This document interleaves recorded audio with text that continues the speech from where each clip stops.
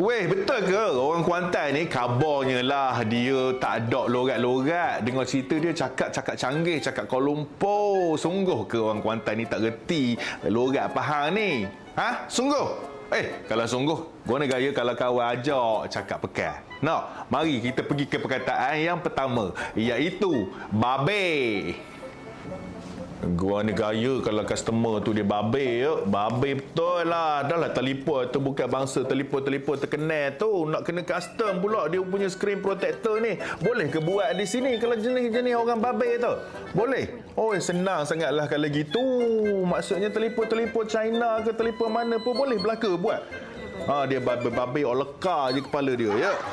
Oh, senang sangat gini. Perkataan kedua, bela. Abang, awak bela telefon ni berapa lama dah bela telefon ni? Awak tahu tak bela telefon? Awak bela telefon kawan ni? Bela. Tahu? Bukan pelihara bela ni, repair ni bela. Perkataan ketiga, homeh. Adik, kalaulah customer datang sini, dia homeh-homeh mulut dia kan? Awak buat benda ke dia? Tak tahu. Awak khabar ke dia brofon ni kalau repair telefon dekat sini boleh cepat siap dalam masa sejam je. Lepas tu charge pun tak dikira kalau nak check sahaja telefon. Tu, dia homeh-homeh pang je muka dia. Perkataan keempat, selok. Mana tak selok aku datang brofon ni belaka semua ada, chargernya ada. Poh paling macam-macam jenis charger. Waba betul lah. Selok aku menengok Ini benda ni letak telefon. Poh.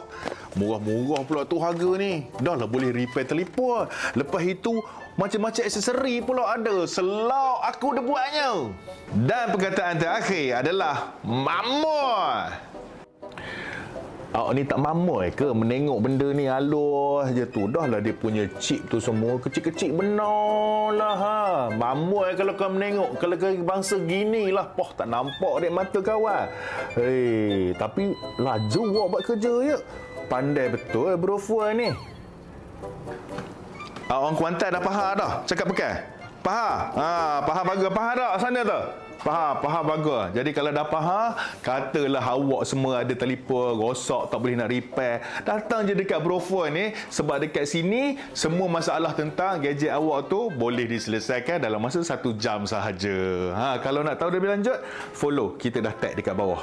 Terima kasih brofon. Brofon terletak di nombor 54 Jalan Haji Abdul Rahman, Kuantan, Pahang. Bersebelahan dengan IPD Kuantan dan juga Kuantan Perik. Mudah je nak carinya.